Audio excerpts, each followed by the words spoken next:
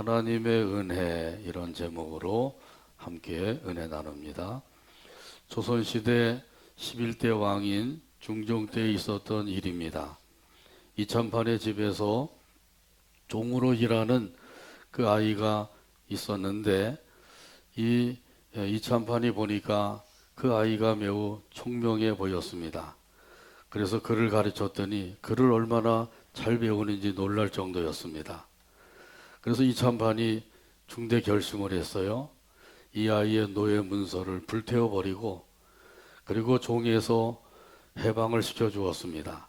그뿐만 아니라 아들도 없고 재산도 없는 가난한 양반집 양아들로 보내어 주었습니다. 그래서 이제는 종의 신분이 아니라 양반집 아들로 살면서 열심히 학문을 익혔습니다. 과거에 응시하여서 급제하게 되었습니다. 합격을 한 것이에요. 그 후 출세가도를 달려서 마침내 형조판서의 자리에까지 이르게 되었습니다. 어느 날 이 형조판서가 한양 거리를 지나가는데 옛 주인인 이참판의 아들 이호송이를 만나게 되었습니다. 근데 이호송이의 모습이 거지 몰골을 하고 있는 거예요. 너무 안타깝기도 하고 반갑기도 하고 해서 가마에서 내려서 큰 절을 올리면서 이렇게 이야기했습니다. 어르신 저를 몰라보시겠습니까? 저는 어르신의 종 반석평이라고 하는 놈입니다. 이 백주대낮에 그 대감이 거지와 같은 사람에게 엎드려 절을 하면서 이렇게 말을 하는 것을 사람들이 보고 알게 되었습니다. 이 대감의 그 옛 신분이 다 드러나게 된 것이죠. 그 당시로는 이것이 아주 큰 죄가 되는 겁니다. 기군망상죄가 되는 거예요. 이 기군망상죄라고 하는 것은 임금을 속인 죄가 되는 겁니다. 그렇게 되면 이 대감은 그 자리에서 관직을 박탈을 당하고 옛 신분으로 돌아갈 뿐만 아니라 그 죄값을 받아야 되는 것이죠.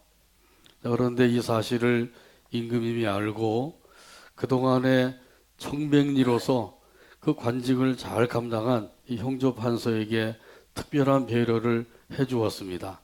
그래서 관직을 유지하게 되었고 오히려 이 대감이 추천해서 그 이호송이를 사홍원에 별자 벼슬을 내려주었습니다. 여기 사홍원이라고 하는 것은 그 궁궐에 음식을 장만하는 일을 맡아서 관리하는 곳이에요. 예, 종 오품의 자리에 해당되는 그런 벼슬이죠. 자, 이렇게 이 형조판서는 그 옛 주인을 만나자마자 그 은혜가 생각이 나고 너무너무 감사해서 앞뒤 가리지 아니하고 가마에서 내려서 그에게 인사를 올리면서 자기 신분을 나타내 보였다고 하는 거죠. 이 참으로 은혜를 아는 사람의 모습이죠. 오늘 본문에 보게 되면 하나님께서 우리 죄인들에게 주신 은혜가 있습니다. 그러면 우리 죄인들에게 주신 은혜가 어떤 은혜인지 오늘 본문 말씀 함께 살펴보며 은혜 나눕니다. 첫 번째 같이 한번 따라서 하죠. 양육하여 주심. 오늘 본문 12절이에요. 12절 찾아서 같이 읽습니다. 우리를 양육하시되 경건치 않은 것과 이 세상 정욕을 다 버리고 신중함과 의로움과 경건함으로 이 세상에 살고. 아멘. 여기 양육하신다 하는 말은 가르치고 훈련시킨다 그런 뜻이에요. 하나님께서 우리 죄인들을 구원하여서 하나님의 자녀로 삼아주시고 그리고 그것으로 끝나지 아니하고 천국에 들어가는 날까지 이 세상에 사는 동안에 계속해서 우리를 양육해주고 계신다고 하는 사실이죠. 이것이 하나님의 은혜인 줄로 믿습니다. 지금 우리의 삶은 바로 양육을 받는 삶이에요. 그래서 하나님께로부터 가르침을 받고 훈련을 받으면서 살고 있는 삶이라는 거죠. 그러면 하나님께서 어떻게 우리를 양육하고 계실까요? 크게 두 가지로 말씀을 하고 있습니다. 하나는 소극적인 면에서 양육하시고 또 하나는 적극적인 면에서 양육하고 계신 거죠. 여기 소극적인 면은 부정적인 측면이죠. 또 적극적인 면은 긍정적인 측면에서 말씀하고 있는 겁니다. 오늘 본문에 보게 되면 먼저 소극적인 면에서 말씀을 하셨어요. 우리를 양육하시되 경건치 않은 것과 이 세상 정욕을 다 버리고 이렇게 말씀하죠. 하나님의 자녀로서 버려야 할 것이 두 가지가 있음을 말씀해 주고 있어요. 첫 번째는 경건하지 않은 것, 또 한 가지는 이 세상 정욕, 이것을 다 버려라 이렇게 말씀하고 있는 거죠. 먼저 경건치 않은 것을 버려라. 경건치 않은 것이라고 하는 것은 불경건이에요. 불경건이라고 하는 것은 불신앙에 속한 것을 가리키는 겁니다. 이 불신앙에 속한 것들은 다 버려라 이렇게 말씀하고 있는 거죠. 하나님께서 저와 여러분에게 원하시는 것이 무엇일까요? 우리에게 원하시는 것은 믿음으로 사는 것입니다. 할렐루야. 오직 의인은 믿음으로 말미암아 살리라. 오직 의인은 믿음으로 말미암아 살리라. 무슨 믿음인가요? 하나님을 믿는 믿음입니다. 하나님을 하나님으로 믿는 믿음이에요. 얼마나 쉽고 당연한 거예요? 하나님을 하나님으로 믿어라. 하나님을 사람으로 믿으라면 얼마나 어려워요. 그런데 하나님을 하나님으로 믿어라. 아주 쉽고 당연한 것을 말씀하고 있는 거죠. 민수기 14장에 보게 되면 이스라엘 백성들이 가데스 바네아에서 정탐꾼 12명을 가나안 땅에 보내었습니다. 이들이 정탐하고 돌아와서 보고를 하게 되었죠. 먼저 10명의 정탐꾼들이 보고를 했습니다. 가나안 땅의 성읍은 크고 견고합니다. 그리고 그 사람들은 거인들입니다. 힘도 얼마나 센지 모릅니다. 그리고 그 땅은 비옥하여서 이렇게 열매가 아주 크고 좋게 열립니다. 그러면서 그들이 메고 온 포도송이도 보여주고 무화과 열매도 보여주고, 자, 그러면서 이렇게 이야기하죠. 도저히 우리는 그 땅을 차지하지 못합니다. 이렇게 보고를 하니까 백성들이 어떻게 되었어요? 그만 낙심천만해서 통곡을 하게 되었죠. 통곡하면서 모세를 원망하고 하나님을 원망하게 된 거죠. 우리를 왜 애굽의 땅에서 인도해 내어서 여기서 죽게 하느냐. 지금이라도 늦지 않았으니 우리가 다른 장관을 세우고 애굽으로 돌아가자. 막 이렇게 외치는 거예요. 그 사실을 보고 듣고 있다가 도저히 더 이상 보지 못하고 여호수아와 갈렙 이 두 명의 정탐꾼이 또 그들을 만류하면서 이야기하죠. 하나님의 약속을 믿으세요. 반드시 하나님께서 그 땅을 우리에게 차지하게 해주실 것입니다. 이렇게 열변을 토했어요. 그러자 백성들이 어떻게 했어요? 이 두 사람을 돌로 쳐 죽이기로 했던 것이죠. 그때 여호와 하나님의 영광이 나타났어요. 그 영광이 나타나니까 돌을 들어서 여호수아와 갈렙을 쳐 죽이려고 했던 백성들이 멈추게 된 것이죠. 그 영광 중에 나타나신 하나님께서 말씀을 하셨습니다. 이 백성이 어느 때까지 나를 멸시하겠느냐? 이 백성이 어느 때까지 나를 믿지 않겠느냐? 하나님께서 탄식하시면서 말씀하신 거죠. 도대체 이 백성이들이 어느 때까지 나를 멸시하고 믿지 않겠느냐? 사실 이스라엘 백성들 하면 그 애굽에서 10가지 재앙을 다 체험하고 본 사람들이죠. 홍해에서 육지같이 건너온 그 일을 체험한 사람들이에요. 그리고 애국 군대는 다 수장을 시킨 것도 보게 되었습니다. 마라의 쓴물을 단물로 변하여서 마시고 살게 하신 그 일도 친히 체험한 사람들이에요. 그럼에도 불구하고 하나님을 믿지 않았다고 하는 사실이죠. 너희가 어느 때까지 나를 멸시하고 믿지 않겠느냐. 이것이 하나님께서 이스라엘 백성들이 하신 말씀인데, 오늘 여기 말씀에도 보게 되면 이러한 불신앙, 불경건, 경건치 않은 것들, 이런 것들은 다 버려라 이렇게 말씀하고 있는 거죠. 먼저 우리 마음의 그릇에 있는 이러한 그 불신앙의 요소들, 또 불경건한 것들, 이런 것들을 다 버려야 할 줄로 믿습니다. 이 시간 다 버리고 집으로 돌아가셔서 사시면, 그러면 천국을 누리게 될 줄로 믿습니다. 또한 이 세상 정욕을 버려라, 이렇게 말씀하시죠. 이것은 세상의 욕망을 가리키는 거죠. 요한일서 2장 16절에 보게 되면 여기에 대한 말씀이 나와요. 같이 한번 따라서 하시죠. 세상에 있는 모든 것이 육신의 정욕과 안목의 정욕과 이생의 자랑이니 다 아버지께로부터 온 것이 아니요 세상으로부터 온 것이라. 아멘.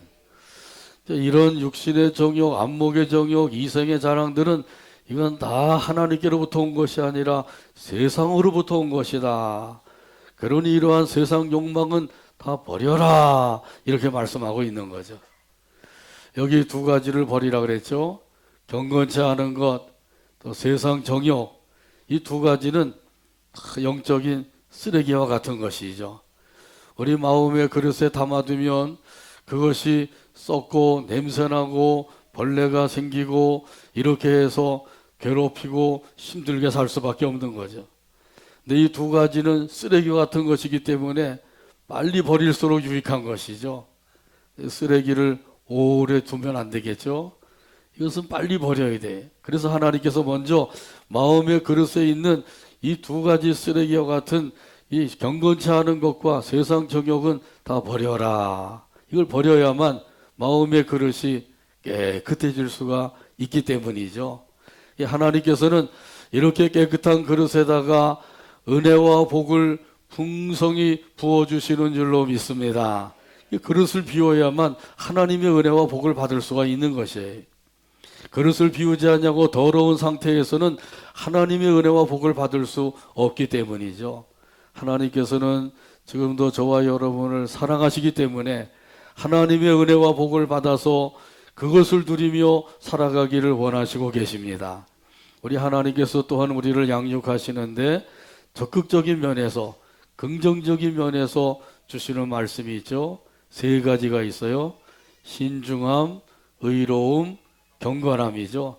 그래서 오늘 본문 말씀에 보게 되면 이렇게 말씀합니다. 신중함과 의로움과 경건함으로 이 세상에 살고, 이 세상에 사는 동안에 요 세 가지를 가지고 살아라, 이렇게 말씀하고 있는 거죠. 먼저 신중함이라고 하는 것은 자기 자신과의 관계에 있어서 모든 일에 절제하면서 중심을 지키는 것을 가리키는 겁니다. 이 자기 자신과의 관계에 있어서는 절제하고 중심을 지키는 것, 이것이 참으로 중요하다, 이걸 말씀해 주고 있는 거죠. 두 번째로 의로움이라고 하는 것은 타인과의 관계에 있어서 진리를 따라서 행동하는 것을 가리키는 겁니다. 타인과의 관계에 있어서 항상 우리가 취해야 될 행동은 진리를 따라서 행해야 된다는 거죠. 다시 말하면 하나님의 말씀을 따라서 행해야 된다는 거예요. 내 뜻대로, 내 생각대로가 아니라 하나님의 뜻대로, 하나님의 말씀대로 이렇게 행동해야 된다고 하는 것이죠. 그럴 때 거기서 의로움이 나타나게 되는 거죠. 세 번째, 경건함이라고 하는 것은 하나님과의 관계에 있어서 하나님을 경외하고 순종하는 것을 가리키는 겁니다. 그래서 이 세 가지, 신중함과 의로움과 또 경건함, 이 세 가지를 가지고 적극적으로 하나님을 섬기며 살아야 될 것을 말씀해 주고 있는 거죠. 이렇게 하게 되면 하나님께서 우리를 양육해 주실 때 그 양육을 잘 받아서 우리가 영적으로 쑥쑥 성장을 해서 성숙한 그리스도인으로 살 수가 있는 줄로 믿습니다. 하나님께서는 하나님의 자녀로 삼아주시고 그리고 천국 가는 그날까지 계속해서 우리를 양육하시는 일을 해주시는 거예요. 이것이 하나님의 은혜라고 하는 것이죠. 그래서 버릴 것은 버리고 취할 것은 취해야 되겠죠. 이렇게 하면 양육을 잘 받아서 하나님의 사람으로서 하나님의 사람답게 살 수 있게 되는 줄로 믿습니다. 이 답게 산다고 하는 게 얼마나 중요한 것인지, 하나님의 사람답게, 하나님의 자녀답게, 하나님의 일꾼답게 이렇게 살 때에 우리 하나님이 기뻐하시는 삶이 되겠죠. 하나님께서는 지금도 변함없이 계속해서 우리를 양육해주고 계신다고 하는 것, 이것이 하나님의 은혜라고 하는 사실을 다시 한번 깨달아서 그 은혜 안에서 늘 하나님의 양육을 잘 받아 영광 돌리는 우리 모두가 되기를 주님의 이름으로 축복합니다. 찬송가 570장 1절에 보면 이런 가사가 있어요. 주는 나를 기르시는 목자요, 나는 주님의 귀한 어린 양. 푸른 풀밭 맑은 시냇물가로 나를 늘 인도하여 주신다. 570장 1절 가사를 생각하면서 함께 찬양합니다.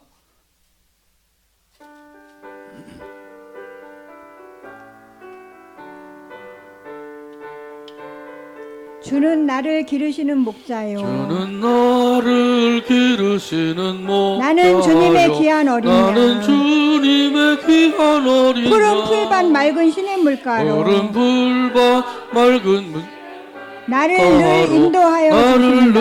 늘 인도하여 주신다. 주는 나의 좋은 목자, 주는 나의 좋은 목자, 나는 그의 어린 나는 양. 그의 어린 양. 저를 따라 꿀을 먹여주시니 따라 꿀을 먹여주시니 내게 부족함 전혀 내게 없어라. 부족함 전혀 없어라. 아멘. 두 번째 같이 따라서 합니다. 복스러운 소망을 주심. 오늘 본문 13절입니다. 13절 찾아서 같이 읽습니다. 복스러운 소망과 우리의 크신 하나님 구주 예수 그리스도의 영광이 나타나심을 기다리게 하셨으니 아멘. 이 하나님의 은혜로 주신 것 중에 하나가 복스러운 소망입니다. 복된 소망이라고도 부르고 있어요. 자, 이것은 이 땅의 소망이 아니라 하늘의 소망입니다. 골로새서 1장 5절에 보게 되면 말씀하셔요.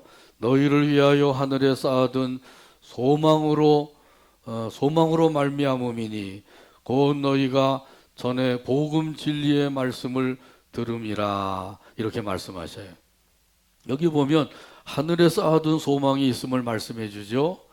여기 하늘에 쌓아둔 소망이라고 하는 것은 믿음을 지킴으로 장차 받을 하늘의 영광과 상급을 가리키고 있습니다. 이 하늘의 영광과 상급을 바라보면서 사는 것, 이것이 바로 복스러운 소망을 가지고 사는 사람, 하늘에 쌓아둔 소망을 가지고 사는 사람의 삶인 것이에요. 이런 소망을 가진 사람들은 그 믿음이 흔들리지 않게 됩니다. 오히려 그 믿음이 굳건하게 서서 그 믿음 안에서 하나님을 바라보고 의지하며 살게 되는 것이죠. 어떤 시험과 환난이 닥쳐온다 할지라도 요동하지 않게 됩니다. 이 모든 것을 믿음으로 넉넉히 이기면서 승리의 삶을 살게 됩니다. 이것은 마치 배의 닷과 같은 것이에요. 배가 한 곳에 정박을 할 때 닻을 내리게 되죠. 그러면 배가 움직이지 않고 고정되어서 안전하게 정박해 있을 수가 있는 것입니다. 시브리서 6장 19절에 보게 되면 여기에 대한 말씀이 있습니다. 같이 한번 따라서 하죠. 우리가 이 소망을 가지고 있는 것은 영혼의 닭 같아서 튼튼하고 견고하여 휘장 안에 들어가나니. 아멘. 복스러운 소망, 다시 말하면 하늘에 쌓아둔 소망을 가진 사람은 그 소망이 영혼의 닭과 같이 된다, 그런 말씀이죠. 배가 닻을 내리고 있으면 풍랑이 일어나도 그 배는 움직이지 아니하고 안전하게 정박해 있을 수가 있는 것이에요. 이 소망을 가진 사람들은 하나님께서 우리에게 주신 그 은혜로 주셨다고 하는 사실을 알고 그 은혜 안에서 흔들리지 아니하고 또 요동하지 아니하고 믿음으로 굳건히 서서 살아갈 수가 있다고 하는 사실이에요. 예수님을 구주로 믿는 사람들에게 하나님께서는 이 복스러운 소망, 하늘에 쌓아둔 소망을 주신 줄로 믿습니다. 바로 저와 여러분에게 이 복스러운 소망, 하늘에 쌓아둔 소망이 있는 거예요. 이 소망 가운데서 즐거워하고 기뻐하며 살아가게 되기를 바랍니다. 로마서 12장 12절에 보게 되면 소망 중에 즐거워하라 이렇게 말씀하고 있어요.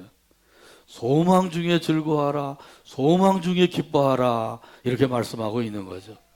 이 복스러운 소망은 하늘의 영광과 상급이라고 그랬어요.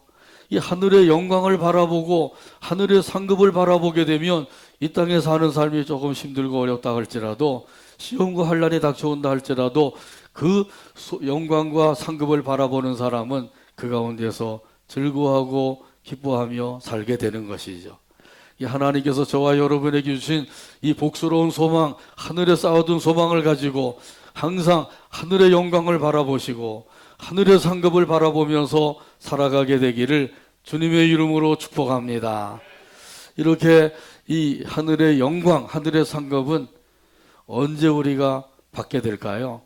그것은 예수님이 다시 오실 때 받게 될 것이에요. 재림하실 때 받게 될 것이라는 거죠. 그래서 오늘 본문에 보게 되면 말씀합니다. 구주 예수 그리스도의 영광이 나타나심을 기다리게 하셨으니, 구주 예수 그리스도의 영광, 이 영광이야말로 예수님이 재림하실 때에 그 보여주실 영광을 가리키는 거예요. 우리 예수님이 다시 오실 때에는 어떻게 오신다 그러죠? 영광 중에 오신다 그랬죠. 영광 중에 강림하신다 그랬어요.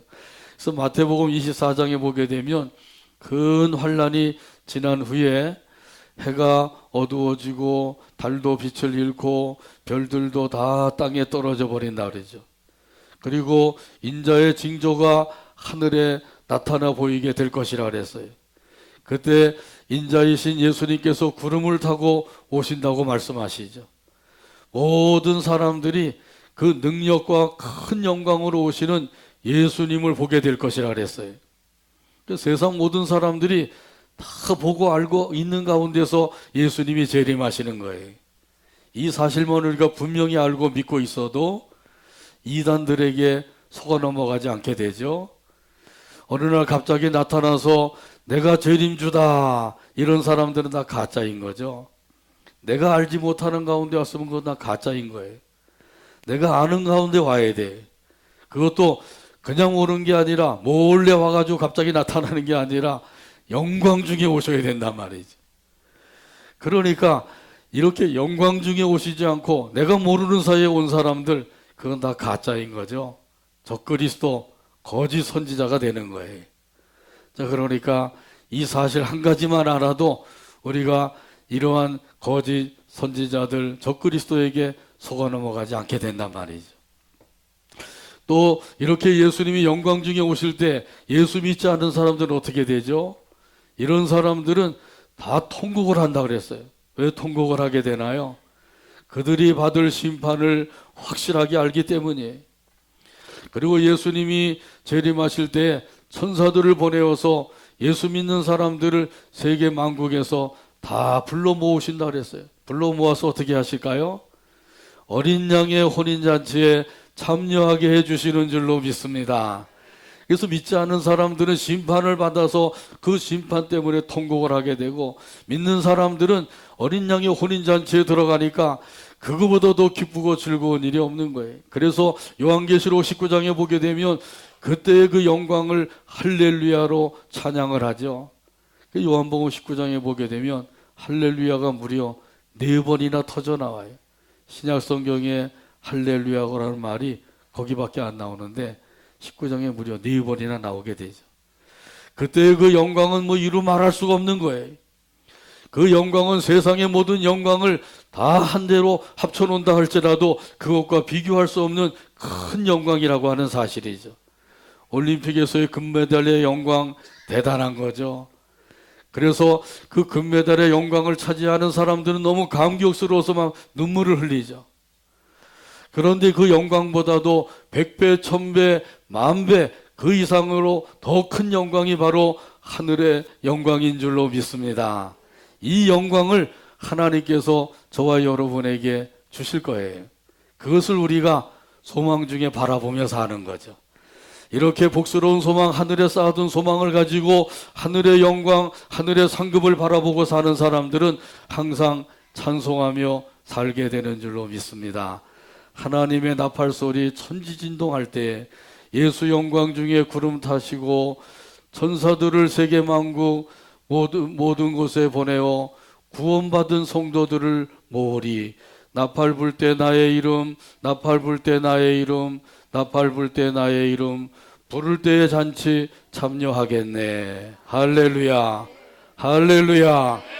우리도 예수님이 재림하실 때 받을 그 영광을 바라보면서 그 소망 중에서 즐거워하며 찬송하며 살아가게 되기를 주님의 이름으로 축복합니다. 세 번째 마지막으로 같이 따라서 하죠. 자기 백성으로 삼으심. 14절 말씀이에요. 14절 같이 읽습니다. 그가 우리를 자신을 주심은 모든 불법에서 우리를 속량하시고 우리를 깨끗하게 하사 선한 일을 열심히 하는 자기 백성이 되게 하려 하심이라. 아멘. 백성이 아닌 자들을 백성으로 삼아주신 하나님의 은혜가 있습니다. 그 은혜를 누구에게 주셨어요? 저와 여러분에게 주신 거죠. 우리가 어떻게 그 하나님의 백성이 될 수가 있었나요? 그것은 아무리 생각하고 생각을 해봐도 하나님의 은혜라고 하는 답밖에 없는 거죠. 우리가 하나님 앞에 돈을 많이 들여서 그 백성이 되는 은혜를 받은 것도 아니고요. 공부를 많이 해가지고 받은 것도 아니고요. 피나는 훈련과 노력을 해서 받은 것도 아니고요. 오직 하나님의 은혜로 받은 거예요. 그것이 바로 예수님의 대속의 은혜인 줄로 믿습니다. 그래서 오늘 본문에 보게 되면 그가 우리를 대신하여 자신을 주심은 예수님께서 우리를 대신하여 자신을 내어주셨대요. 저와 여러분을 위해서 대신 죽어주셨다는 말씀이죠. 어디서요? 십자가 위에서 대신 죽어주신 거예요. 내가 지은 죄 때문에 그 죄로 인하여서 내가 죽어야 될 그 자리에서 예수님이 대신 죽어주셨어요. 이 사실을 믿는 사람들은 그 은혜를 깨닫게 되죠. 그래서 예수님의 그 대속의 은혜를 깨달아서 그 은혜 안에서 우리 하나님 앞에 감사, 찬송, 기뻐하며 살게 되는 거죠. 그리고 그때부터 이 은혜를 깨달은 사람들은 삶이 바뀌게 됩니다. 변화된 삶을 살게 됩니다. 새롭게 된 삶을 살게 됩니다. 영적인 삶이 그 삶 속에 이루어지게 되는 것이죠. 예수님의 대속의 은혜로 불법에서 우리를 속량해 주시고 그 피로서 깨끗하게 해 주셨어요. 그래서 우리가 하나님의 백성으로 살게 해 주셨다고 하는 사실을 믿으시길 바랍니다. 우리가 하나님의 백성이 된 것은 무엇 때문일까요? 하나님께서는 선한 일을 열심히 하면서 살아라, 이런 의미에서 하나님의 백성으로 삼아주셨다고 하는 사실이에요. 선한 일을 열심히 하라고 말씀하고 계시죠. 여기 선한 일은 어떤 일이에요? 그것은 하나님의 기뻐하시는 뜻을 따라서 사는 삶을 가리키는 것이죠. 하나님이 기뻐하시는 것은 다른 것이 아니라 하나님의 뜻대로 사는 것입니다. 야고보서 4장에 보게 되면 어떤 사람이 허탄한 자랑을 했다고 말씀하죠. 내가 큰 도시에 가서 열심히 장사를 해서 1년 만에 돈을 많이 벌게 될 것이다, 이렇게 자랑하는 것은 헛된 자랑이라고 말씀하고 있어요. 이렇게 말하는 것은 바로 그 헛된 자랑이다. 내일 일을 너희가 알지 못하지 않느냐. 내일 일을 알지 못하는데 1년 동안 장사해서 돈을 많이 벌겠다. 이것은 바로 허탄한 자랑이다. 그럼 어떻게 말을 하라 그래요? 주님의 뜻이면 내가 살기도 하고 이것저것을 할 것입니다, 이렇게 말하는 거죠. 주님의 뜻이면 내가 살기도 하고 주님의 뜻이면 이것저것을 할 것이다, 이렇게 말하는 것이 선이라는 거예요. 자, 그러면서 결론적으로 말씀하고 있어요. 사람이 선을 행할 줄 알고도 행하지 아니하면 죄니라, 이렇게 말씀하죠. 선을 행할 줄 알고도 행하지 아니하면 그게 죄가 된대요. 여기 선이라고 하는 것은 하나님의 뜻을 따라서 사는 것이라 그랬죠. 하나님의 뜻을 따라서 살 줄 알면서도 그렇게 살지 아니하면 그가 죄가 된대요. 자, 그러니까 우리가 하나님의 뜻을 따라서 살아야 되는 거죠. 저도 그렇게 살아야 되고 여러분도 그렇게 사셔야 되고요. 내 뜻대로가 아니라 하나님의 뜻대로 살아야 될 줄로 믿습니다. 이렇게 되는 사람에게 하나님께서 주신 그 은혜가 넘치게 되고 그 은혜 안에서 늘 감사, 기쁨 또 찬송하면서 살게 되는 것이죠. 오늘 말씀을 했습니다. 하나님께서 우리에게 주신 은혜가 있어요. 어떤 은혜를 주셨다고요? 양육하시는 은혜를 주셨습니다. 복스러운 소망을 은혜로 주셨습니다. 하나님의 백성으로 삼아주신 은혜가 있습니다. 이런 하나님의 은혜가 저와 여러분에게 이미 주어져 있음을 다시 한번 생각하면서 이 은혜 안에서 이번 한 주간도 감사하며 기뻐하며 찬송하며 살아가게 되기를 주님의 이름으로 축복합니다. 기도합니다. 하나님 아버지,